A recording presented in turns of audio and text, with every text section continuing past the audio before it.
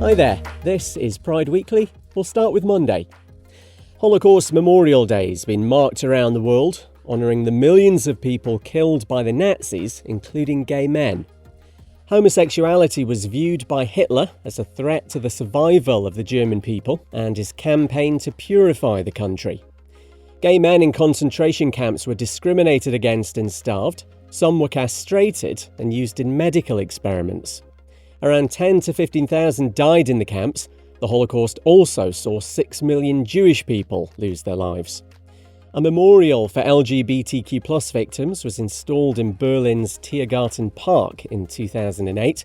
Its designer, Michael Elmgreen, told Associated Press why it includes film of same-sex kissing. It was quite important to have a direct imagery of a love scene, a passionate scene, emotional scene between two same-sex persons, because that is the main problem in homophobia. You can get whatever rights, you can get acceptance on an abstract level, but they don't want to look at us. Holocaust Memorial Day is on January 27th, because that's when the Auschwitz concentration camp in Poland was liberated in 1945. Hundreds of trans people in Indonesia will be able to vote for the first time in a general election.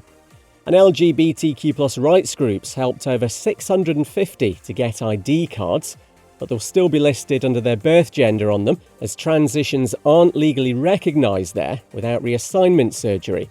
Indonesia's elections on February 14th. And an American woman says her transitions left her 3 inches shorter. Shay Scott from Utah had been 6'5", but now she's 6'2", and she's also gone down a couple of shoe sizes. It's thought this is the result of hormone therapy and how it can affect the ligaments and muscles in the spine and the feet. It's Pride Daily for Tuesday.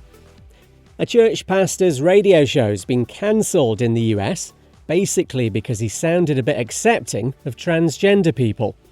Alistair Begg was asked by a caller whether she, as a Christian, should go to the wedding of her grandson, who was marrying a trans woman. The American family radio presenter threw in a caveat but said she should attend and told her to buy them a gift. Begg thought being a no-show could reinforce stereotypes about Christians. That these people are judgmental, critical, unprepared to countenance anything. And it is a fine line, isn't it? But I think we're going to have to take that risk a lot more if we want to build bridges into the hearts and lives of those who don't understand Jesus. So he's a bit problematic, but anyway. The radio station decided a straight man marrying a trans woman would constitute a homosexual wedding, horror of horrors, and scrapped the Truth for Life show. It had been on the air for more than 10 years.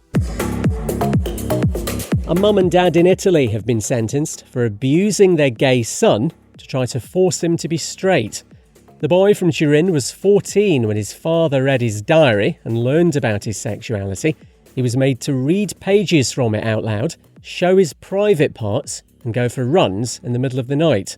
The parents both got suspended sentences. And a restaurant in the US has put out a job ad for a bartender saying applicants must be biologically male. Someone at Moriarty's in Philadelphia thought this was a good idea. Spoiler alert, it wasn't. The city's Office of LGBT Affairs is now investigating, says it's illegal for employers to make decisions based on gender identity.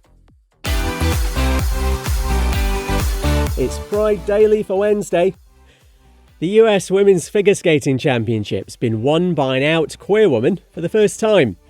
Amber Glenn came out as bisexual and pansexual in 2019. She posed with the Progress Pride flag after accepting a gold medal. Comes after a tough few years for her professionally. The 24-year-old had to withdraw from Olympic trials a couple of years ago because of COVID, and more recently she suffered a bad concussion after colliding with another skater. Amber tells the KOAA 5 channel being a role model to her peers because of her sexuality gives her strength. To hear that being a top athlete and being queer at the same time has made younger athletes feel like they're more accepted or like things are more possible and they don't have to hide who they are. It's the whole reason why I've kept going. She's spoken previously about the necessity of being true to herself. says she doesn't want to shove her sexuality in people's faces, but nor does she want to hide who she is.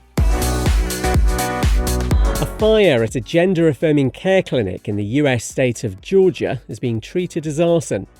Happened last October at QueerMed in Decatur. The office was completely destroyed, but no one was hurt. It's thought the FBI is investigating the fire as a hate crime. And Cece Peniston and Ultranate are on the lineup for this year's party at Sydney Gay and Lesbian Mardi Gras. It's on March the 2nd, headlined by Adam Lambert, but I'm rather more excited by the other two. That's why I've mentioned them first. 10,000 people are expected at the Hordern Pavilion. Also performing, you've got Keenan Lonsdale from Love Simon and Love Victor. He'll be singing though, just to clarify. He's a singer too, in case you're not familiar with his oeuvre. It's Pride Daily for Thursday. A man who firebombed a church in America for planning to host drag events has been given 18 years in prison. Eamon Penny threw 2 Molotov cocktails at the Community Church of Chesterland in Ohio last March. The 20-year-old said he was trying to protect children and wanted to burn the church to the ground. It was barely damaged. Reverend Jess Peacock told WKYC Channel 3 the 2 drag events had to go ahead. To shut it down, what message are we sending to people who are eager for this, who want this, who desire this? Another reason is because there are, whether people like it or not, there's queer people in this county. Among the items found when Penny was arrested, a gas mask, a White Lives Matter t-shirt and a Nazi flag. So not the kind of person you'd bring home to meet your mother. The first out gay Prime Minister of France says mindsets are evolving there when it comes to LGBTQ+ issues. Gabriel Attal's only been in the job a few weeks, but his sexuality's generally just been accepted. He says France was tearing itself apart over same-sex marriage just 10 years ago, but being French in 2024 means it's fine to have a gay PM. And LGBTQ+ History Month kicks off today in the UK. This year it's highlighting the contribution of queer people to medicine and healthcare, plus the inequalities they can experience in those areas. There's actually a few LGBTQ+ History Months at other times in the year elsewhere in the world. The first time it happened in the UK was 2005. It started in America 11 years earlier. And if you scroll through our feed to the Christmas week episodes, you'll find Pride Daily's 8-part A to Z of LGBTQ+ history. It's Pride Daily for Friday. 2 teenagers who murdered a transgender girl in the UK are due to be sentenced later. 16-year-old Brianna Jai was stabbed 28 times in the back, the head and the neck with a hunting knife. Happened in a park in Warrington just under a year ago. Her mum Esther tells ITV her daughter's killers should be locked up for as long as possible. There was no remorse, there was no sadness or any kind of emotion really from either of them. I don't think there's any chance of rehabilitation, and the thought of them ever being on the streets absolutely horrifies me. Hopefully they'll be away for a very long time, if not the rest of their lives. The identities of Brianna's killers will be revealed later. They've been known as Girl X and Boy Y up to now. A judge has already sentenced them to life, but we'll hear a decision on the minimum term they'll serve. Access to transgender medical care is being restricted for young people in Alberta in Canada. The province is banning gender-affirming surgery, hormone treatment and puberty blockers for children aged 16 and under. Kids will also need their parents' consent if they want to socially transition and use a different name. Advocacy groups say they'll go to court, calling the restrictions immoral and horrific. And to round off the week, a shocking discovery by police in Seattle in the US, who've been raiding bars there looking for lewd conduct. They discovered an exposed nipple and people in jockstraps in a few gay venues.